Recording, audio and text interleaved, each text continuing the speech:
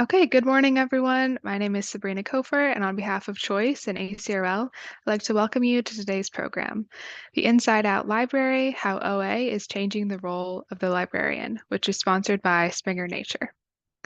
This session is one in a series of sponsored webinars from Choice and ACRL that addresses new ideas and developments of interest to the academic library community.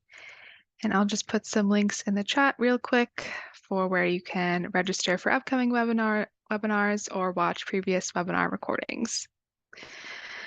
Now, before we get started, I'd like to point out just a few features of the webinar software. All of the attendees who join the presentation are automatically muted and your cameras are off, so don't worry about generating any noise or feedback. We've got that taken care of for you. In the main area of the screen, you can follow along with the presentation materials. To adjust the size of the slides or video, you can use the divider in the middle of the screen to slide the sizes to your liking. We are using the Q&A feature today. Please use it to ask questions of our speakers. We do expect many questions, and we likely will not have time to get to all of them, so we apologize in advance for that. But that being said, we'll answer as many questions as we have time for at the end of the presentation. So please do type your questions into the Q&A module as they occur to you. You can also use the upvote feature to highlight questions you like or would like to be addressed. Also, there is closed captioning available for today's session. To toggle the automated captions on or off, please use the CC button on the bottom right corner of your screen.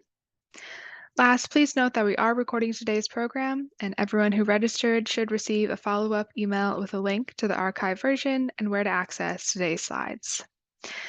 Now I'd like to take a moment to introduce our speakers for today. We have Keith Webster, Dean of University Libraries at Carnegie Mellon University, Mathew Willmott, Assistant Director for Open Access Agreements at California Digital Library, Caroline Nevison, Director of Open Access Agreements at Springer Nature, and Bob Boissy, Director of Account Development Americas at Springer Nature. And with that, we are ready to get started, so I will hand it over to our first speaker for today, Keith Webster. Thank you so much. Good morning, everyone. It's great to be with you. I'm going to go fairly quickly because we all want to hear from each other. Let me begin by talking about open access and openness and how it seems to be one of the two things, the other being AI, that we're all talking about these days. But the reality is that openness has been part of the scientific community for at least 350 years. The earliest scientific journals were designed to allow members, in this case of the Royal Society, to share their ideas with each other. And it really wasn't until the commercialization of journals in the 50s, 60s, 70s that we started to see a closed aspect of science. Fast forward to the present day, and we begin to see a deep interest in open science. And whilst there have been many driving forces behind that, I do attribute the Royal Society's report on science as an open enterprise from more than a decade ago as one of the turning points where people started to talk quite meaningfully about the opportunities really brought about by the internet to open science. More recently, we've seen in the United States the Federal Year of Open Science, that was 2023, the National Academies releasing substantial reports on open science. And my sense is that whilst we are here today talking about open access, we should recognize that really it is open science that is driving so much of our work. And open access at best is a stepping stone on that journey. Now, the technologies that have made all of this possible have also brought about a fundamental shift in what it means to be a library. And we've really seen a transition from what might be described as the outside-in to the inside-out model of academic librarianship. In the former, our role was very much designed to bring scholarly content from outside our institution into our campus environment, predominantly by libraries acquiring books and journals and assembling those in our libraries so that members of our community could build upon the work of others. That remains an important part of our role, although much of that today is covered by large-scale electronic book and online journal licenses. But we have moved very much to this inside-out model, where pursuing the ambitions of open science, we see the library's role as being that of enabling and encouraging members of our university community to share their work with others and allowing their scholarship to be transitioned from inside the university environment to the outside. At Carnegie Mellon, we have an open science workflow, one that we think of as covering the end-to-end part of open research. And that takes us through the research design phase, ultimately to the point where our work has been shared and can be reused by others. There's much more information about this on our website, and I encourage you, if you're interested, to sign up for our monthly Open Science newsletter where we provide updates. But in amongst this environment, we can see platforms and tools that we have selected as being very much to encourage opening up the research process. When we get to the end of research, I think there are three primary categories of material that we are concerned about sharing: publications, data, and software and code. On the publication side, our approach is probably well understood by many of you. We support preprint services such as Archive. We provide an institutional repository. Our one is branded Kilt Hub for Scottish reasons, and that allows people to share articles and other digital products of research. Where appropriate, we provide financial support for article processing charges, and most significantly, we negotiate so-called transformative or read and publish or publish and read agreements with both commercial and society publishers. Our work on these agreements started a few years ago when we looked at where we are publishing most frequently as an institution. The Dimensions service is tremendously helpful in allowing us to understand where our authors are publishing. And we set out in 2019 to put in place agreements with as many of our top 10 as possible. The first that we put in place starting on the 1st of January 2020 was with Elsevier. That was followed quite quickly by agreements with ACM, the Association of Computing Machinery, and PLOS. And over the last couple of years, we have put in place agreements with many others. And indeed, as of today, we have 17 agreements in place, including with 9 of our top 10 publishers. On the data side of things, our Kilt Hub repository not only accommodates publications, but also is a good home for research data, whether it's numerical data in an Excel spreadsheet type thing, or sets of fMRI scans. Anything that is digital can sensibly be housed in Kilt Hub, which is built upon the Figshare platform. We have DMP tool, which helps our research community plan thoughtfully their data management. And I have a team of faculty in the university libraries who provide guidance and support throughout the research process on the effective management of research data. But we recognize also that software is a primary research object, and to a large extent, I would be comfortable arguing that it is difficult to imagine properly curating data without also curating the software that was used either to generate or to analyze the data. And with that in mind, a couple of years ago, we secured a very generous grant from the Alfred P. Sloan Foundation to establish an open source programs office. And that has really positioned the libraries as being the place both of practical support and of guidance in the licensing, sharing, and distribution of software and code. And that has become a very significant part of the university community, even more so in the context of the amount of artificial intelligence research that is taking place on the Carnegie Mellon campus. Against all of this, I would point to the federal policy landscape, and over the last 2 or 3 years, we've seen a number of announcements, recommendations, encouragements to federal agencies.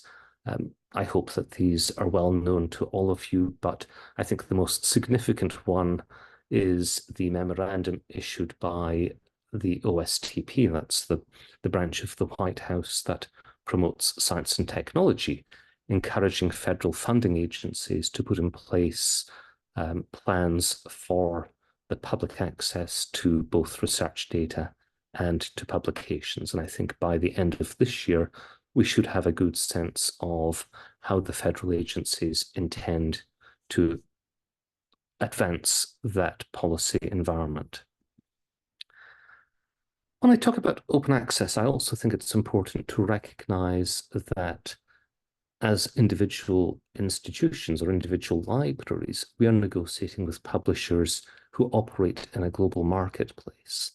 And I just think it's important for us to understand that what might make sense to us in our local environment may be something that is very difficult for a publisher to achieve in a global marketplace. I've led libraries not only in the United States, but in 3 other countries scattered around the planet. And I've certainly recognized that what I could achieve in one market may be unachievable in another. And I just think it's important to recognize that. My final point is to recognize just a couple of the issues that we've seen unfold now with almost 5 years of experience of open access agreements. The first point I would make is that in negotiating an agreement, I think there are 3 levers that we're playing with. The first is money. How much are we able or willing to pay? What does value look like financially in a transformative agreement? Secondly, how much openness do we wish to achieve? And thirdly, how much readership access do we wish to achieve? And the chances are that you can probably maximize 2 out of those 3 at the cost of another. That is, let's say you want everything with the corresponding author to be open and you want to read everything the publisher produces. That's likely going to cost you. If you want to save money, then either the volume of open access publishing or of readership may have to diminish. One of the things that we understood but didn't really fully understand the extent of was the amount of effort required in author validation. Generally, when a publisher accepts an article under a transformative agreement, they ask somebody at the university to confirm that the author is eligible. With one agreement, that's not a big deal, but when you have 17 in place, that is a significant amount of effort for somebody somewhere to look after. And I think the other benefit that we've seen of these agreements has been the amount of advocacy work required on campus to ensure that our community is aware of and up to date with all of the agreements we have in place, so that we can track the uptake and the impact of that work. And the news has been incredibly positive. So with that, I am going to hand over to my friend and colleague, Matt Willmott, who will give you a more detailed dive into the University of California's experiences. Over to you, Matt. Thank you, Keith. I'm Matt Willmott, and as Sabrina said, I'm the Assistant Director for Open Access Agreements at the California Digital Library. And CDL is the main centralized digital library service for the 10-campus University of California system. So we collaborate with the campus libraries to provide services that are best implemented system-wide. So large systems like our institutional repository, large vendor contracts like our major journal, database, and ebook subscriptions. But in general, we in the California Digital Library don't have librarians on our staff that have sort of frontline interaction with researchers. That's handled at the campuses. So what I'll talk about today is how we see the shift towards open access impacting the roles of those campus librarians who are engaging on their campuses with our faculty and our researchers and our authors. I thought it'd be valuable to start with a bit of an overview of the approach to supporting open access at the University of California to hopefully offer some framing for the comments that I'm going to make this morning. Much of our strategy stems from a report and a toolkit completed about 5 or 6 years ago now called Pathways to Open Access, in which we articulated many varied potential strategies for supporting open access in the UC research context. This is really a foundational project for us in that we took on many of these possible pathways as our strategies to move forward in many different aspects. So a lot of these even codified some of the approaches that we were already taking in response to express needs of our community. These pathways include things like support for our open access policies, including administering UC's institutional repository, developing an expansive library publishing program to provide a home for journals which aren't well served in the current marketplace, that they could be managed by the university. Refocusing our existing subscription commitments, particularly those with large scholarly publishers, into transformative agreements, which both support open access publishing by UC authors and secure access to published content for our readers. I won't go overly in depth into the specific agreements that we have there, but we have 14 agreements in place right now, which, like Keith was mentioning for Carnegie Mellon, cover the bulk of our largest publishers, also some smaller publishers targeted towards publishers that are important to our community. Our estimates are that about currently half of our authors' articles are covered by these agreements. And also investments in other publishing models. So this means exploring and even helping to develop emerging models like Subscribe to Open, like support for Diamond open access journals, things like that are appropriate for certain types of publishers or disciplines. And I should mention that my role is primarily focused on transformative agreements. So many of my comments today will be sort of colored by that perspective. This might be the piece that draws the most attention because we're restructuring large, long-standing subscription contracts. It's worth noting that we're undertaking this pathway with the guidance and direction of our faculty and administrative councils. They've charged us to seek these types of agreements to shift investments from paying for closed subscriptions to paying to support open access publishing. So we largely operate in consultation and collaboration with them on this. But none of that is to diminish the importance of the other pathways because they're all critical to our overall success. And that's why I think it's important to talk about the overall strategy at the university. So this really brings me to what I would posit is the primary way that I see librarian roles changing in this landscape of agreements that support open access publishing. And Keith was gesturing at this as well, right? This is really a whole new frontier of engagement with our user community. The publishing process was previously largely conducted outside of the library. In my previous role 10 years ago as a physics librarian, I supported many researchers in finding information they needed to do their research. I fielded far fewer questions about how to select a journal to publish in and how to work through the publishing process. It just wasn't a function that went through the library. But as our open access agreements expand to cover half of our institutional output, this becomes a place where we need to engage with our community. I think the main function here is really starting to help authors navigate the publishing process and all of the different options and requirements that are available to them, either based on the work that we're doing and signing these agreements, or implementing open access policies, or also based on outside pressures like funder policies and all of the other sort of external factors that Keith talked a lot about. So put simply, the types of questions that we're expected to be able to answer are different now because we are engaging in this publishing sphere in a way that we hadn't before. A key here is that authors don't understand a lot of the details that we focus on in the library. So they don't understand different publishing models or types of agreements. Subscribe to open versus transformative agreements, it just doesn't mean anything to them, right? So our librarians need to help translate from the practical information that we have within the library into practical terms that actually help those authors to think more responsibly about how their work will be disseminated without overburdening them with the details that aren't really necessary for what they're trying to do. But it's also an opportunity to try to affect positive change by helping authors consider equity of access to research results when choosing where they're publishing, and trying to get away from the mindset that anybody who might need to read my article already has a subscription to the journal. So we're able to do some advocacy work there. Our librarians are also taking a more active role in helping the community understand what we're doing in the space, why we're doing this, and how they can even help us. Right. So in some aspects, this involves developing more outreach to talk about and promote our work, advance awareness, and hopefully engagement from our authors in these agreements.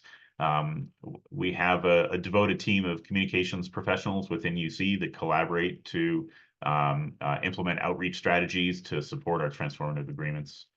I think this also includes being conversant in issues where leveraging our engagement with the publisher at a large scale rather than individually by authors can create better outcomes for authors than just leaving them to stand on their own. And I think retention of author rights is a good example here, right? We have open access policies that represent a collective effort by the University of California system to retain certain rights for redistributing their work. And then we also negotiate with the publishers as a library in order to address additional issues on behalf of authors that an individual author wouldn't be able to do, like identifying parts of author agreements that we might want to encourage the publishers to change that an individual author would just not have the leverage to work on. So we're evolving to appropriately collaborate with authors in this effort, determine which priorities or requests we might be able to act on. For example, it's much easier to buy a book when a reader requests it in the sort of content access model than it is to negotiate a whole new open access publishing agreement with a publisher when an author requests it, right? So thinking about how we can engage better with our faculty on these issues and let them drive our priorities in a direct way.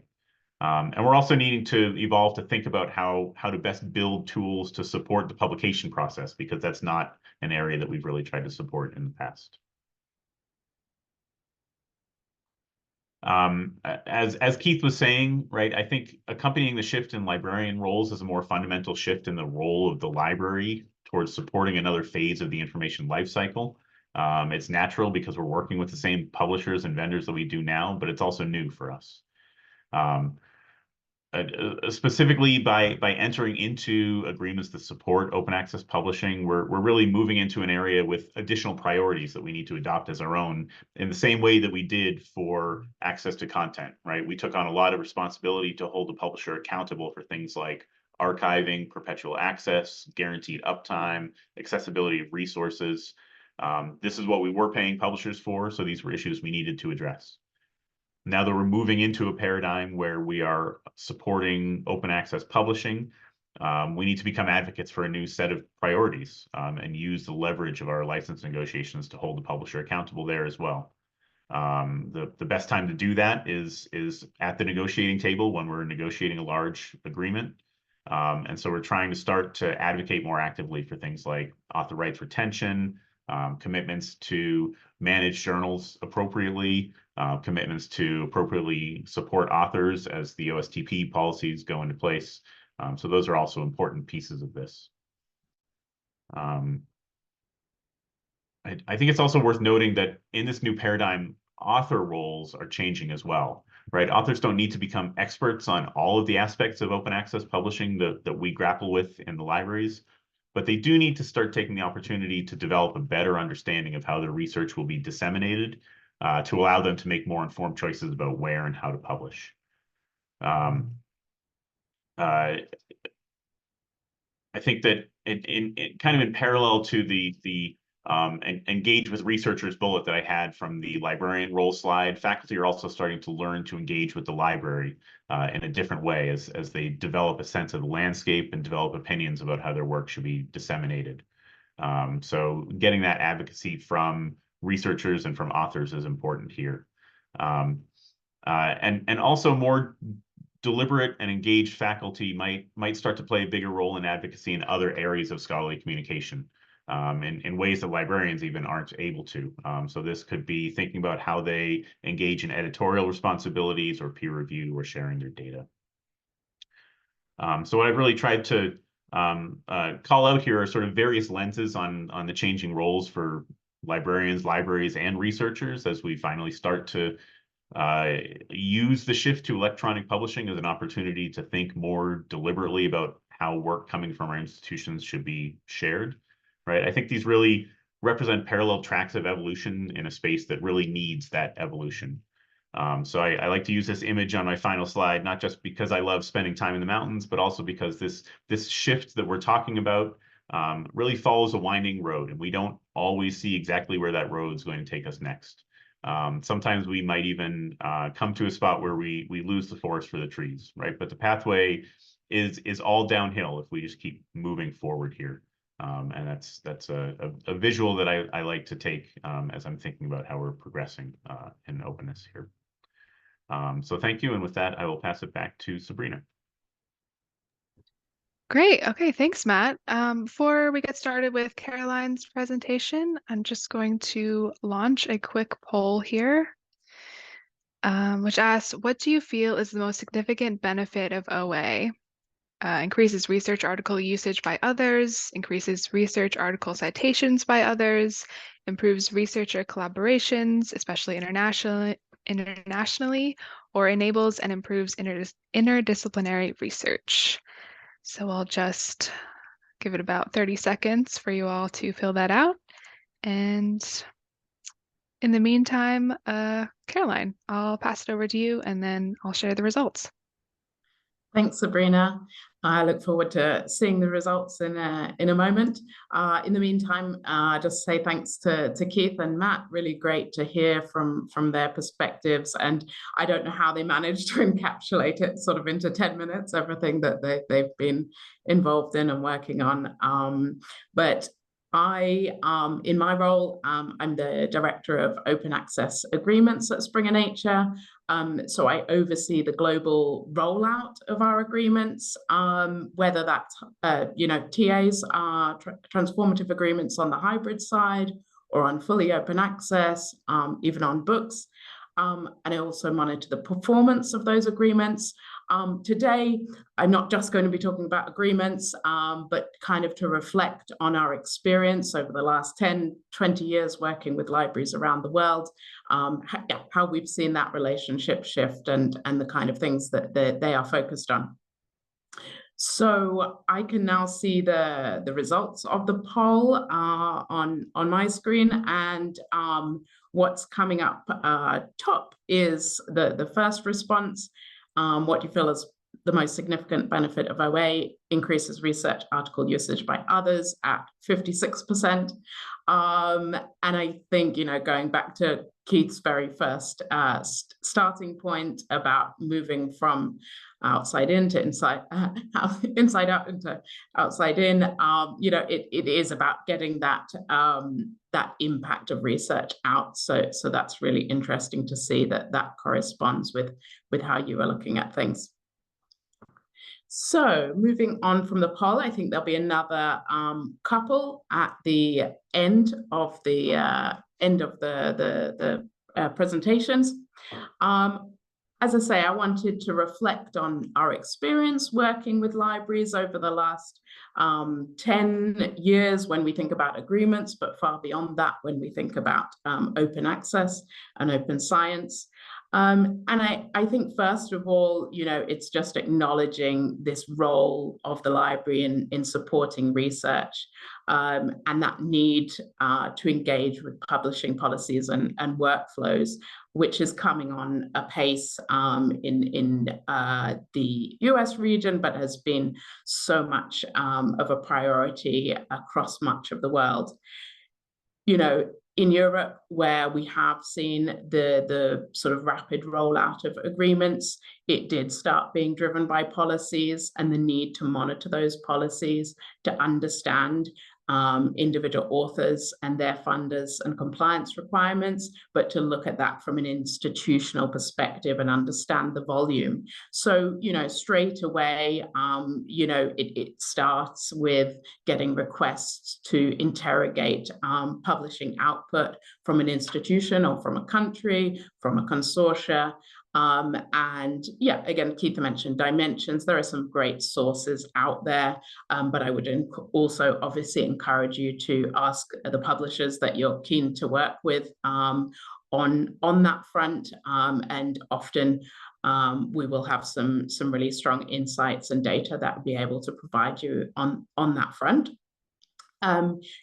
If that isn't enough, looking at your own institution, you then have to look beyond, look at the global and regional pace of OA, understand what's happening and what the dynamics are around the world. And, again, there are sources where you can do that. My screenshot on the bottom right is from the ESAC Market Watch. It's a great tool. If only, I love that some of the data visualization on there. It's a really nice overview of being able to see what's happening around the world in terms of shift to OA or otherwise. Coming back to the institution, we have found that really that understanding of the publishing workflow from the conducting of the research through to the dissemination and discovery of the content is where the library, has such an overarching role, and getting to know that publishing process in a bit more detail, you'll instantly be able to interrogate what are the author pain points at your institution, and maybe what can be eased, what role does the library play in that. And my final comment on this slide is that, we've definitely found that it's really relevant to everyone, and that no matter, whether you're a really high output research institution or a smaller one, there is a need to understand that landscape, which I understand is not an insignificant task. My next recommendation or observation is sort of understanding your goals when we think about open access specifically. What do you want to achieve in the OA transition? Is it, first of all, just understanding the publication output? Is it understanding within your institution what disciplines perhaps are already publishing a decent volume of open access and why that might be? If you are considering open access agreements, thinking about how to evaluate those offerings, who will be involved, who will you work with, even though you might have, enough of a remit as it is, there are going to be so many touch points around your institutions. Sorry, I can't remember if it was Keith or Matt talked about, the pitfalls we might have to look out for in terms of the potential additional admin in terms of approving articles under agreements, for example. But that is something, if you think about it early on, you can at least prepare for it. You can talk to publishers about whether they have options available that would ease your, potential burden there in terms of how articles would be approved or recognized.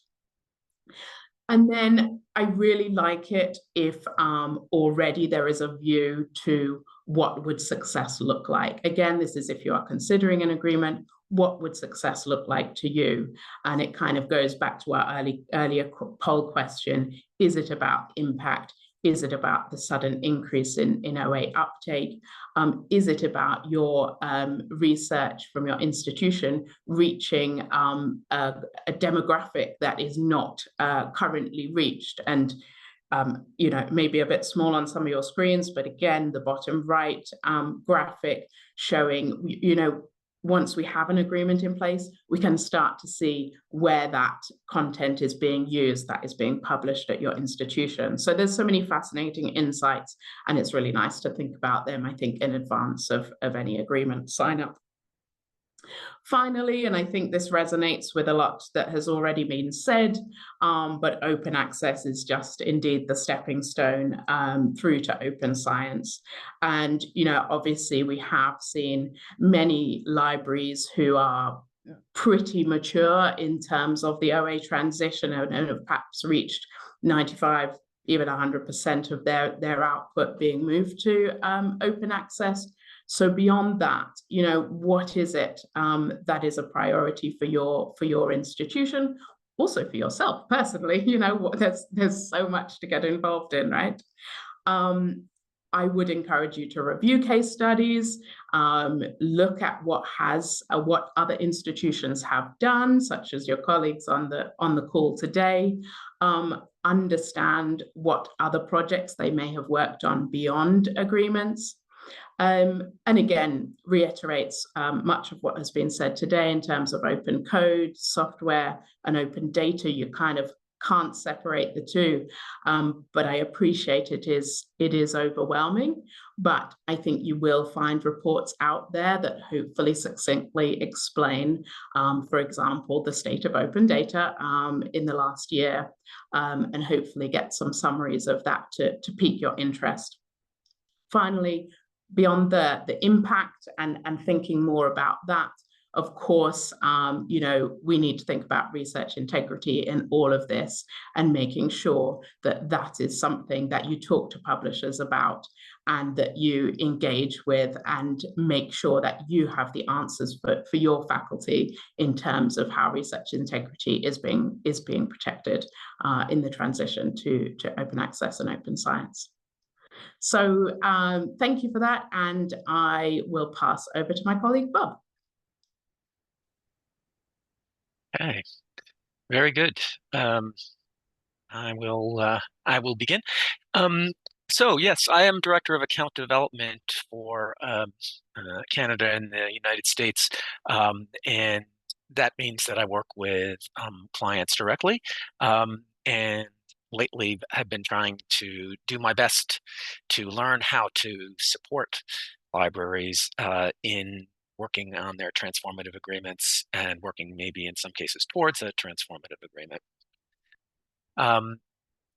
Yeah, so I think the first thing, let's see, I wanted to talk about is the fact that I approach this in through the lens of a group known as NASIG, which used to be the North American Serials Interest Group. We just call it NASIG now.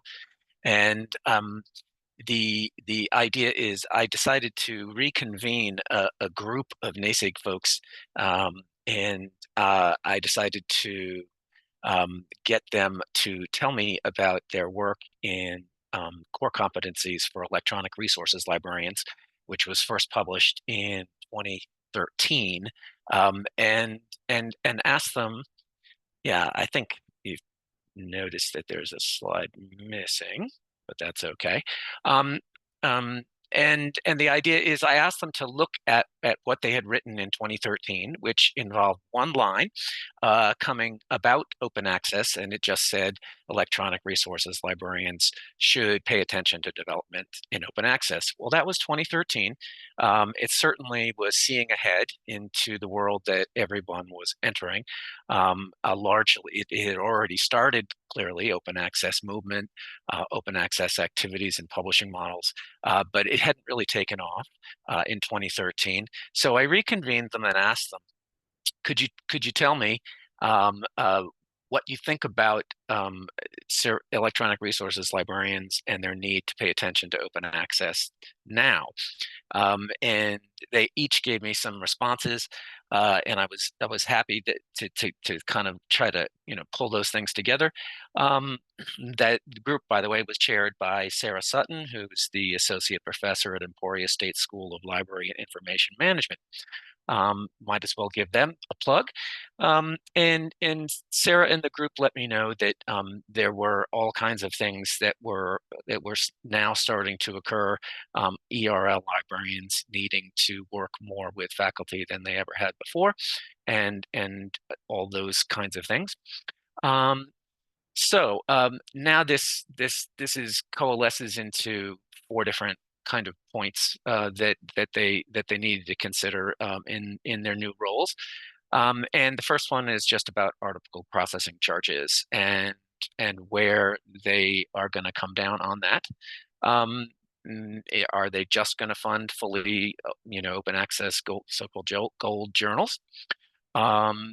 Is it going to be just for limited numbers of articles? Is it going to be, one article per author per year, that kind of thing? Or will it be more expansive? Who needs to be involved? This is, again, going back to what our presenters have talked about. The idea is,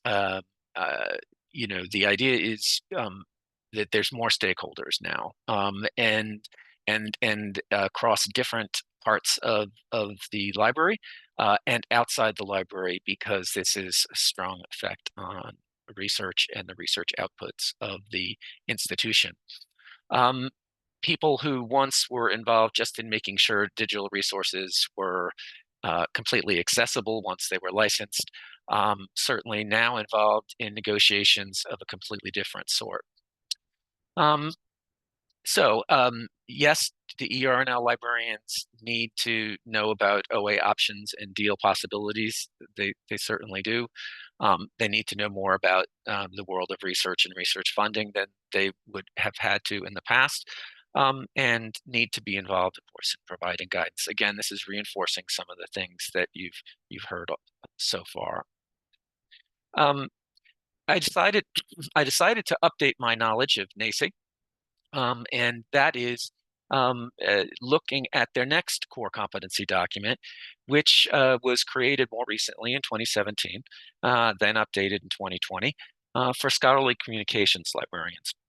It turns out that many have followed the path from being excellent electronic resources librarians to being full-blown scholarly communications librarians.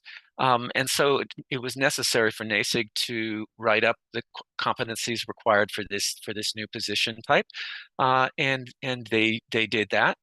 They outlined 5 main areas for competencies in this evolving area: institutional repository management for the locally produced papers and deposit of those, offering their own publishing services, which is certainly something that NASIG has supported. And you'll see publishing services sprouting up, of course, in many different academic library settings supported by the library. Then there's copyright services and knowing all about copyright and helping authors with their rights and understanding copyright.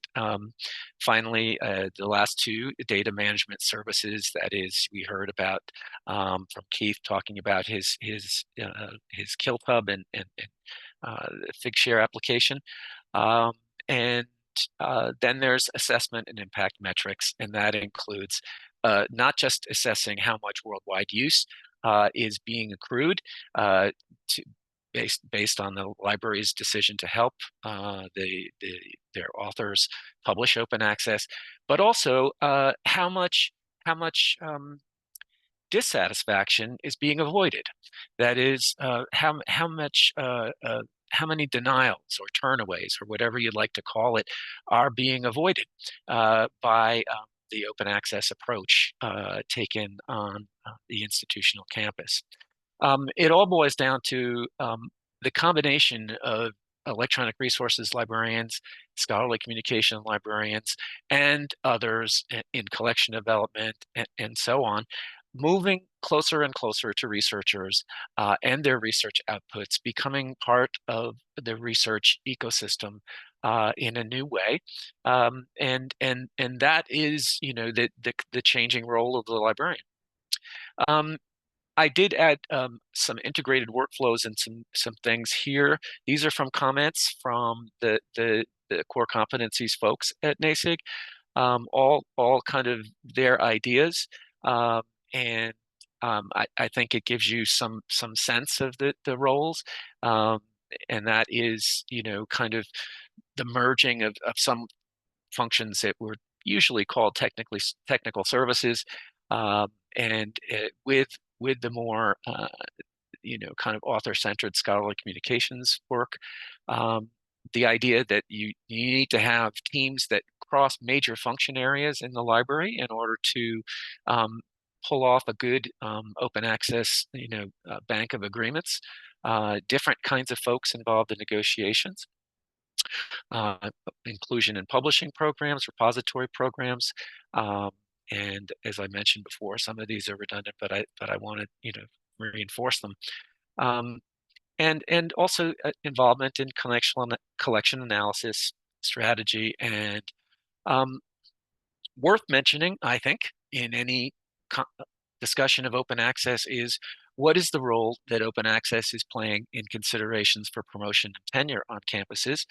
I'm told that in some campus settings, open access is still not the easiest sell, even though open access content of quality, of course, has to be peer reviewed, has to be accepted, has to be the same quality science that and scholarship that's done for subscription level. Apparently, that the world of complete acceptance of open access output for promotion and tenure is developing, and not maybe fully developed yet, but certainly we hope that is resolved on your campus. And that's the end of my presentations, but I thought that to get the Q&A going, we do have and I'll just ask for some quick answers here from Mathew and Keith. I think I already know the answer for Keith on the first one, but I'll ask them to unmute and see if they can answer. Keith, first, what task relating to OA is just not particularly well loved among your library staff? So Bob, I mentioned, as you alluded to, the author verification, so I won't restate that. I think two other points I would make. One is we wish we could see some industry standards being developed by publishers so that we have consistent models. For example, when an agreement starts, are articles covered if they were submitted after the date the agreement goes live, or accepted after the date goes live? And there seems to be a bit of variation there. Are a publisher's gold open access journals included in the agreement or not? Again, there seems to be variation in practice. The second thing, which is more of an internal point but worth the audience being aware of, is if you have a single line transformative agreement with publisher A for $500,000, are there any accounting treatment rules you need to observe inside your institution in terms of apportioning that $500,000 between the costs of readership access to content and publication costs? We've had some weird and wonderful discussions with our finance colleagues on that one. That's fascinating. I hadn't really thought about that.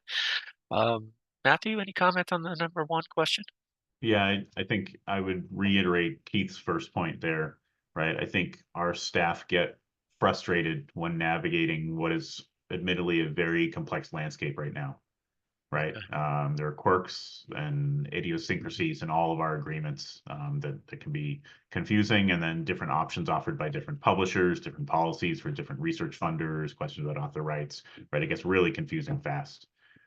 So, I think this is a bit of a consequence of where we're in right now in moving towards open access, right? Things are changing quickly, and everybody is trying a lot of different things to figure out what works, right? But like Keith said, I mean, we need to move towards some level of standardization so that authors are not just sort of left at sea trying to figure out how to navigate this space.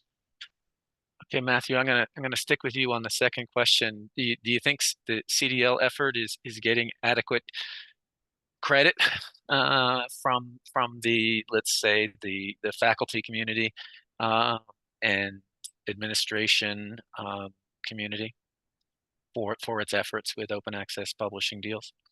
Yeah, I mean, I think it depends on the service, but in general, yes, right? I think so. I think the library, for our institutional repository and journal publishing platform, it's pretty clear that the library manages this, and it's well known by users, especially power users, that they're working with the library Most of our open access agreements with publishers operate on a model where we're needing to engage them in choices around the finances of publishing. So they know that the support they're receiving comes from the library. I think there are certainly some services where our support for OA publishing is more transparent or invisible, right? Supporting contributions that enable publishing but don't necessarily provide an outward-facing tangible benefit to authors or to readers. But adequate credit is sort of I would say a challenging statement, right? Right, and those that need to know what we're doing, like our oversight committees, are very well aware of the types of support that we offer there as well. Okay, I'm just going to ask Keith to also tell us that Carnegie Mellon libraries are getting credit for their 17 transformative agreements, and then I think we're going to drop the last two questions and move to the participant questions, attendee questions. But Keith, what about getting credit? I'm honestly not fussed about getting credit. Okay. I think we are certainly recognized as being the part of the institution that is responsible for open science in a very broad sense, and all of the components inside that, including open access. But really, this is about advancing the university's mission. Our policy is to have our research outputs freely and openly available whenever possible. And this is simply our contribution towards that.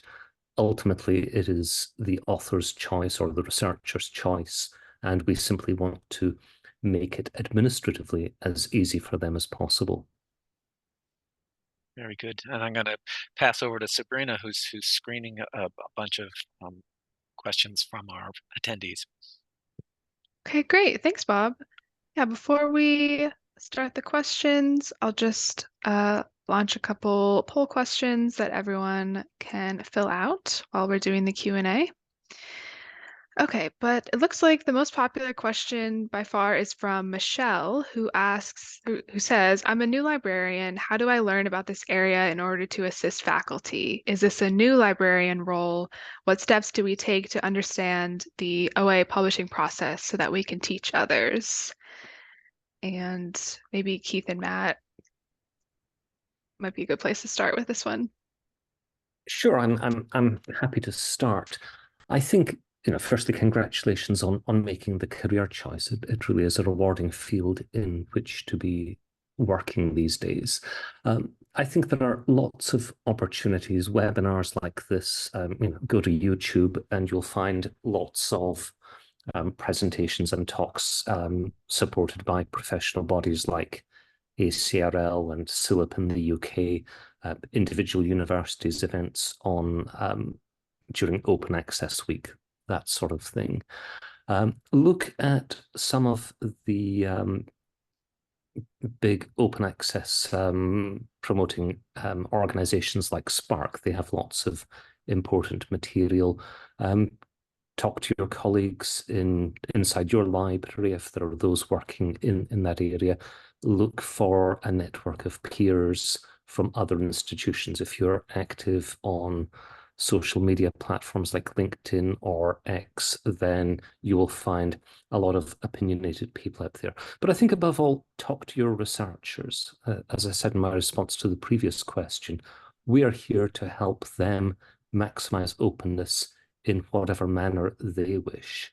And understanding their ambitions can help you work back to an appropriate way of framing open access. Matt? Yeah, those are really thorough answer, Keith. I don't have a lot to add. I would just emphasize that in terms of specific details around this, a lot of that is dependent on where you're working and what the local policies and agreements and things like that are. So trying to work with your colleagues on developing an understanding of what your local system looks like here, I think is really important. And that's one thing that we focus on within CDL and within sort of the centralized oversight of our agreements and a lot of our other efforts is developing sort of targeted communications to our staff to help them understand the area that we're working in. And then when questions come up, right, learning by doing is a really good way of learning a lot. So we work with our librarians to sort out some of the more confusing questions that are very elucidating on how these things actually work. So I'd say those would be my suggestions too. Great, thank you. And it looks like we have two questions that are around the same topic about incentives for big publishers versus small. So I'll pose the top one from Timothy, who specifically asked for Keith. You mentioned focusing on publishers that were most commonly used by your community. Do you have any concerns about that creating an incentive for your community members to ignore smaller publishers you don't have agreements with in favor of those you've been able to negotiate with? And what about for the more niche areas of study at your institution? Are you doing anything to ensure they get equitable attention and access to the publishers for their field? Great question. I think it's important to recognize that Carnegie Mellon is very strong in engineering and computer science in particular, and therefore the predominance of niche publishers is pretty small compared to a more broadly based institution or one with particular strengths in humanities, social sciences, area studies. What we have found is that a number of smaller publishers have come to us asking if we would be interested in striking an agreement, and generally we have. That's why we've clocked up 17 of them to date.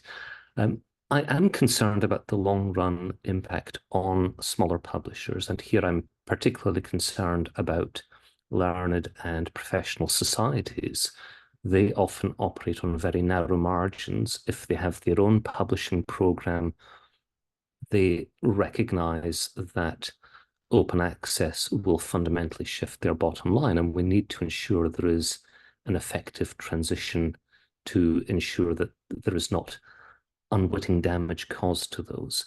Those societies that have licensed their publishing program to typically a big commercial publisher. I used to work for Wiley, which publishes, I think these days, on behalf of 1,200 societies. That the internal mechanisms there of securing an appropriate APC that satisfies both the host publisher and the society is an important calculation.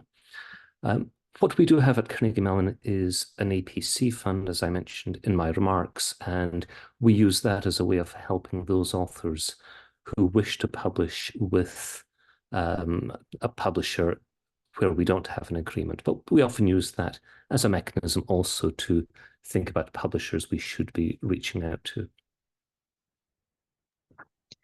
Great. Okay, let's leave time for one more. This was posed to all presenters from Jennifer. Any magic bullets to counter senior faculty with many publications still misnaming OA as vanity press and thus scaring early career tenure track faculty away from OA venues until after 14 years and achieving full professor status? I can jump in and start there. I would say I don't have a magic bullet. I wish I did, right? One of the ways that we're trying to engage more on our outreach to our faculty and researcher communities is through peer-to-peer connections. So we're putting a lot more effort into engaging the faculty champions that we do have, and empowering them to start talking with their colleagues about it, because the message is going to be much more well received from their peers than it is from the library. As probably a lot of us on the call are aware, right? There's only so much bandwidth that our researcher communities have for email blasts from the library, right? So we're hoping that this peer-to-peer effort will be a bit more effective in terms of capturing their attention and making them start to think about these issues that really fundamentally impact them, right? About dissemination of their work and how their work is being used. So we think this is important. We think that authors will care as long as they hear from the right place what they need to care about. Great. And Uh, Bob and Caroline or Keith, anything to add? I'd just say, yeah, great suggestion. It's a long road, right? There is a lot that you need to educate on, but you never know the power of a small conversation, a couple of minutes, undoing some of the myths or misinformation that is out there. But yeah, it probably takes a village to get there. I'd also mention that that for the senior faculty who may be publishing in one of our journals, they might look at a junior faculty's publication in the exact same journal that was gone open access, and just compare the two articles, see how they're doing download wise and citation wise, and sometimes the open access argument solves itself that way. And let me just be very brief. I think that a combination of policy frameworks inside your campus can help, but also having library people go out and present at departmental meetings, at faculty senate meetings, and so on. I honestly have heard very little of that sort of pushback. Where I have heard some concern, it's more about the fate of societies with which senior faculty are closely involved, rather than any sense of open access being second class or vanity publishing, anything of that sort. That was a conversation of the 2000s, not the 2020s. Great. Okay, I think we're about at the end, so I'll just wrap up and say thank you so much to Keith, Matt, Caroline, and Bob for taking the time to speak with us today, and thank you to our attendees for your questions and your comments. I'd like to remind our viewers that we did record today's program, so be on the lookout for a follow-up email from Choice and ACRL with a link to the recording and where to access today's slides. Also, if you have a few minutes after the presentation to fill out a brief survey, we would really appreciate it. So thanks again to all of you out there for joining us and for your great questions. We hope you learned something new from the session and hope to see you again soon in another webinar. Thanks, everyone. Bye. Thanks. Bye-bye.